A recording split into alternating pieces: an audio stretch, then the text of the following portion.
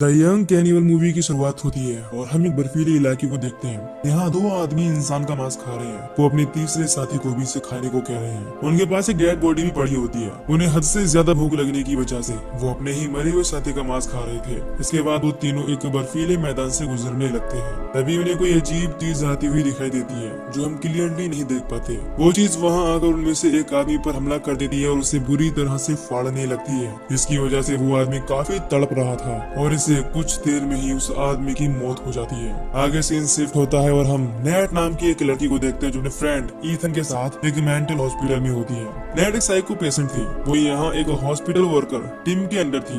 Net का birthday था, जिस वजह से ईथन उसे मिलने आया था। ईथन कहता है कि तुम अपना बर्थडे इस तरह सेलिब्रेट नहीं कर सकती। नेट कहती है कि हमें बाहर निकलने के लिए टीम का की कार्ड चाहिए। फिर ईथन नेट के बर्थडे के लिए केक लाता है और टीम से कहता है कि आज उसका बर्थडे है। टीम उसका बर्थडे यहाँ करने के लिए मान जाता है। इसके बाद ईथन टीम को लेकर नेट के कमरे में आ जाता है और गलती से टीम के ऊपर कॉफी गिरा देता है। तभी वो जल्दी से टीम का की कार्ड ले लेता है। उसे ऐसा करती हुई टीम देख लेता है। फिर वो दोनों जल्दी से वहाँ से भागने लगते हैं और टीम को कमरे में बंद करने लगते हैं और किसी तरह हॉस्पिटल के बाहर पहुंच जाते हैं। अब टीम पुलिस को इन्फॉर्म कर देता है कि उसके हॉस्पिटल से एक मरीज भाग गया है। इसके बाद ईथन नेट को लेकर अपनी कार में आता है, लेकिन कार स्टार्ट नहीं होती। फिर ईथन कार को ठीक करके स्टार्ट कर देता है और नेट को वहाँ से ले जाने लगता है। वहीं दूसरी तरफ हम कुछ फ्रेंड्स को देखते हैं जो नेट की पार्टी के लिए टेंट लगा रहे थे। वहाँ उनसे मिलने नेट का बड़ा भाई डैडी आता है, जो कि एक मैजिशियन होता है। अब एक लड़की जिसका नाम पिप था, वो ये देखकर काफी खुश होती है। वो टेडी को बताती है कि ये सब हम तुम्हारी बहन की पार्टी के लिए कर रहे हैं। टेडी को ये सुनकर काफी अजीब लगता है, क्योंकि उसकी बहन नेट तो एक हॉस्पिटल में थी। पिप उसे बताती है कि ईथन उसे वहाँ से लेने गया है। दरअसल नेट और टेडी के बीच किसी बात को लेकर कुछ टाइम से झगड़ा था, इस वजह से वो एक दूसरे से बात नहीं करते थे। यहाँ ईथन और नेट भी पहुँच जाते हैं। नेट को देखकर वहाँ सब काफी खुश होते हैं और यहाँ नेट की एक फ्रेंड फ्रांसिस उसे एक गिफ्ट देती है। आगे पिप नेट से कहती है कि उसे अपने भाई को एक चांस देना चाहिए। फिर पिप और ईथन खाने के लिए कुछ लेने चले जाते हैं। वो पास ही के एक घर में जाते हैं। वहाँ हम देखते हैं कि एक आदमी इंसान का मीट काट रहा है। इस आदमी का नाम ब्लैकवुड होता है और ये वही आदमी होता है जो हमें मूवी के शुरू में अपने साथियों के साथ ही दिखाया गया था। पिप की आवाज लगाने पर वो नीचे आता है, जहाँ ईथन बताता है कि हमें अपनी फ्रेंड की पार्टी के लिए कुछ नॉन वेज चाहिए। इस पर ब्लैकवुड उन्हें असली इंसानी मीट दे देता है। खैर, जब नेट अकेली एक जगह पर बैठी होती है, उसे मिलने टेडी आता है और उससे बात करने की कोशिश करता है, लेकिन नेट उसकी बातों को इग्नोर करते हुए वहाँ से चली जाती है। अब माइक और कैम लंच के लिए वही मीट लाती हैं। इसके बाद कैम मीट को फ्राई करके सबके लिए बर्गर बनाने लगता है। बर्गर बनने के बाद वो सबको बर्गर सर्व कर देता है और सब खाने भी लगते हैं, लेकिन वो नहीं जानते थे कि उन्होंने जो नॉन वेज बर्गर खाया है वो इंसानी मांस का बना हुआ है।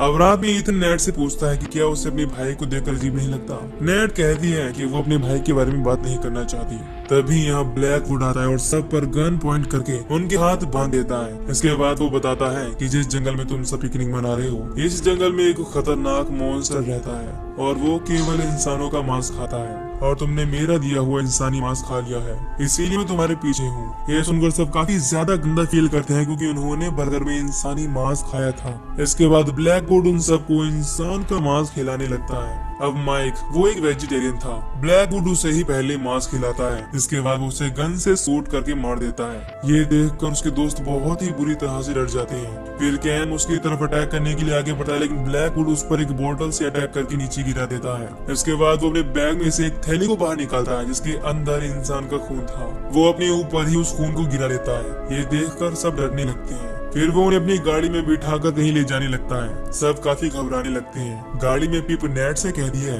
कि क्या उसके पास एक लाइटर है। फिर नेट अपने पास से लाइटर निकालकर उसके हाथों को खोलने लगती है। नेट सबके हाथों की रस्सियां खोल देती है। तभी अचानक गाड़ी रुक जाती है। सब बाहर आकर देखते हैं कि ब्लैकवुड उन्हें को घने जंगल के बीचों बीच छोड़कर भाग गया है। कैम काफी ज्यादा डर जाता है और अकेले ही उन्हें छोड़कर भागने लगता है। कैम उनसे दूर जाकर ब्लैकवुड को आवाज लगाने लगता है। तभी वहाँ एक क्रीचर आ जाता है और उस पर हमला करके उसकी बॉडी को खाने लगता है, जिससे उसकी बहुत ही दर्दनाक मौत हो जाती है। अब उसके दोस्त उसे ढूंढने लगते हैं। टेडी कहता है कि उन्हें वापस गाड़ी की तरफ लौट जाना चाहिए, लेकिन ईथन कहता है कि वो हमारा दोस्त है और हमें उसे ढूंढना चाहिए। खैर, पूरी रात गुजर जाती है, लेकिन उन्हें कैम कहीं नहीं मिलता। इसी बीच ईथन और टेडी के बीच बहस हो जाती है। ईथन कहता है कि हमें लगातार कैम को ढूंढना चाहिए। इसके बाद पिप उसे बताती है कि शायद उस पर मॉन्स्टर ने अटैक कर दिया होगा। फिर ईथन कहता है कि क्या किसी ने जंगल में कोई मॉन्स्टर देखा है, और जो भी बातें हमें ब्लैकवुड ने बताई हैं वो सब झूठ है। अब जब जंगल में नेट और टेडी अकेले होते हैं तब टेडी उसे सॉरी कहता है। यहाँ हमें पता चलता है कि टेडी ने ही नेट को अकेले छोड़ दिया था। नेट उससे बात करने लगती है। तभी टेडी नोटिस करता है कि उन्हें झाड़ियों के पीछे से कोई देख रहा है। अब नेट अपने भाई से काफी नाराज होती है। कैम को ढूंढते हुए रात होने लगी थी लेकिन वो अभी भी नहीं मिला था। टेडी उनसे फिर से कहता है कि वापस सब गाड़ी में चलो, लेकिन ईथन मना कर देता है। इस बात को लेकर दोनों में झगड़ा हो जाता है। तभी वो देखते हैं कि पिप रास्ते में पीछे रुक गई है। ईथन उसके पास जाता है। वो कहती है कि वो जल्दी से अपने घर जाना चाहती है। अब इसी बीच इन्हें काफी भूख भी लगने लगती है। आगे उन्हें वहाँ कुछ खंडहर दिखाई देता है। वो सब डिसाइड करते हैं कि वो आज रात यहीं पर स्टे करेंगे। इसके बाद वो सब सोने के लिए चले जाते हैं। अब टेडी और फ्रांसिस बाहर निगरानी के लिए रुक जाते हैं। टेडी को लगने लगता है कि कोई उस पर नजर रख रहा है। तभी उसके कंधे पर अचानक फ्रांसिस हाथ रख देती है, जिससे वो अचानक डर जाता है। यहाँ वो कहती है कि उसे नींद आ रही है। फिर वो भी सोने के लिए चली जाती है। अब उसे सोते वक्त किसी के आने की आवाज आने लगती है, लेकिन वो इन आवाजों को इग्नोर करके सो जाती है। कुछ देर में टेडी को भी नींद आने लगती है, लेकिन अचानक उसकी आंख खुल जाती है। उसे जोरों से किसी की आवाज आने लगती है। उसके सब दोस्त भी उठ जाते हैं और सब डरने लगते हैं। तभी वो देखते हैं कि उन्हें पीछे से वो क्रीचर देख रहा है। वो क्रीचर को देखकर डर की वजह से भागने लगते हैं। इसी बीच फ्रांसिस भागते हुए नीचे गिर जाती है। उसके पैर में चोट लग जाती है। इस वजह से वो चल नहीं सकती। सब उसकी मदद करने के लिए आते हैं। फिर ईथन और टेडी फ्रांसिस को उठाकर ले जाने लगते हैं। पिप कहती है कि हमें जल्दी भागना चाहिए, वो क्रीचर हमारे पीछे ही है। अब पिप और नेट तो आगे निकल जाते हैं। इसके बाद टेडी उन्हें वहीं छोड़कर उनसे दूर जाने लगता है। ईथन उसे रोकने की कोशिश करता है, लेकिन वो उसकी नहीं सुनता और वहाँ से चला जाता है। अब फ्रांसिस काफी घबराने लगती है। वो ईथन से हेल्प करने को कहती है। तभी अचानक वो मॉन्स्टर, वो क्रीचर वहाँ आ जाता है और उसे अपने साथ ले जाता है। अचानक अपने आगे फ्रांसिस को गायब होता देख वो काफी ज्यादा डर जाता है। उसे सिर्फ फ्रांसिस के गले की चेन ही मिलती है। अब सिर्फ ईथन, नेट और पिप ही बचे थे। ईथन जल्दी से भागकर दोनों के पास आ जाता है। अब वो तीनों आगे जाने लगते हैं। कुछ दूर आगे उन्हें किसी का कैंप लगा हुआ दिखाई देता है। ईथन चुपके से कैंप का सामान चेक करने लगता है। तभी वो आदमी आ जाता है जिसका ये कैंप था। ईथन उसे देखकर हेल्प मांगने लगता है, लेकिन वो आदमी इन्हें मना कर देता है और यहाँ से जाने को कहता है। अब वो जाने से मना करते हैं। इस पर वो इन पर गन पॉइंट कर देता है। ईथन और पिप तो वहाँ से जाने लगते हैं, लेकिन नेट वहाँ से नहीं हिलती और कहती है कि तुम्हें भी इस भयानक जंगल में, इस मौत के जंगल में हमारी जरूरत पड़ेगी। अब ये सुनकर वो उन्हें अपने साथ रखने के लिए मान जाता है। अब वो चारों सब तरफ को मुंह करके बैठ जाते हैं, जिससे अगर कहीं वो क्रीचर आए तो ये तैयार हो जाए। अब वो पिप इस जंगल में आकर पछताने लगती है। वो कहती है कि हमें यहाँ आना ही नहीं चाहिए था और उस क्रीचर ने हमारे सब दोस्तों को मार दिया। वो आदमी उसे चुप रहने को कहता है। इस पर वो कहती है कि जब वो दुखी होती है तभी वो इतना बोलती है। तभी पिप को वो क्रीचर आता हुआ दिखाई देता है। सब तैयार हो जाते हैं। इसके बाद ईथन उस आदमी से उसे शूट करने को कहता है, लेकिन उस आदमी को वो क्रीचर दिखाई नहीं देता और वो उसे शूट नहीं कर पाता। ये देखकर ईथन उससे गन छीनने लगता है, लेकिन वो आदमी इस पर ही उल्टा गन पॉइंट कर देता है। तभी अचानक वो क्रीचर के सामने से कहीं गायब हो जाता है।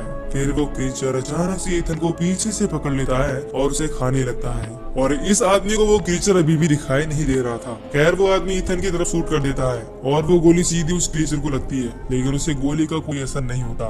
उसने ईथन को अब मार दिया था। फिर वो उस आदमी को गिरा देता है और पिप और नेट की तरफ बढ़ने लगता है। तभी पीछे से टेडी उस पर गन से अटैक कर देता है और वो क्रीचर अब जमीन पर गिर जाता है। नेट उस आदमी से उनके साथ चलने को कहती है, लेकिन वो आदमी उन्हें जाने से मना करता है। इसके बाद तीनों वहाँ से भागने लगते हैं। वो एक जगह पर आकर छिप जाते हैं, लेकिन वो अब भी इनका पीछा कर रहा था। टेडी बैग में से लाइट लेकर उसका ध्यान भटकाने की कोशिश करता है। वो क्रीचर अब टेडी के पीछे लग जाता है। पिप नेट से कहती है कि हमें जल्दी से दूर भाग जाना चाहिए, लेकिन नेट कहती है कि अभी अभी मेरे भाई ने हम दोनों की जान बचाई है और तुम भागने को कह रही हो। इसके बाद नेट अपने भाई के पीछे जाने लगती है। इधर टेडी भागते हुए पेड़ के पीछे छिपने की कोशिश करता है, लेकिन वो क्रीचर उसे देख लेता है और पीछे से आकर उस पर हमला कर देता है। दूसरी तरफ नेट बैग में से फ्लेयर निकालकर जला लेती है और एक रास्ते की तरफ जाने लगती है। कुछ दूर जाने पर उन्हें बहुत से कंकाल दिखाई देते हैं। वो सब उस क्रीचर ने ही खाए थे।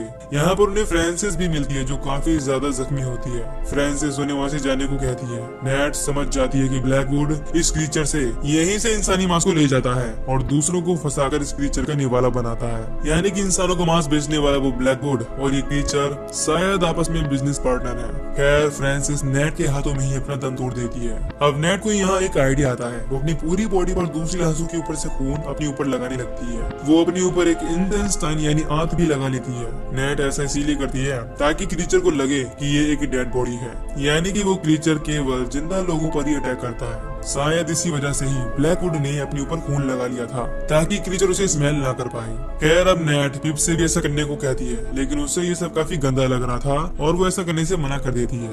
इसके बाद दोनों यहाँ से भी भागने लगती है। ज्यादा भागने की वजह से पिप के पैर दुखने लगे थे, इसीलिए वो नेट से कहती है कि वो दोनों कहीं छिप जाएंगे। नेट ऐसा ही करती है और वो उसे लेकर एक जगह छिप जाती है। कुछ देर में अचानक वो क्रीचर वहाँ आ जाता है और पिप को उठाकर खाने लगता है। नेट ये देखकर कुछ नहीं कर पाती, क्योंकि अगर उसने हिलने की कोशिश की तो वो क्रीचर उसे भी खा जाएगा।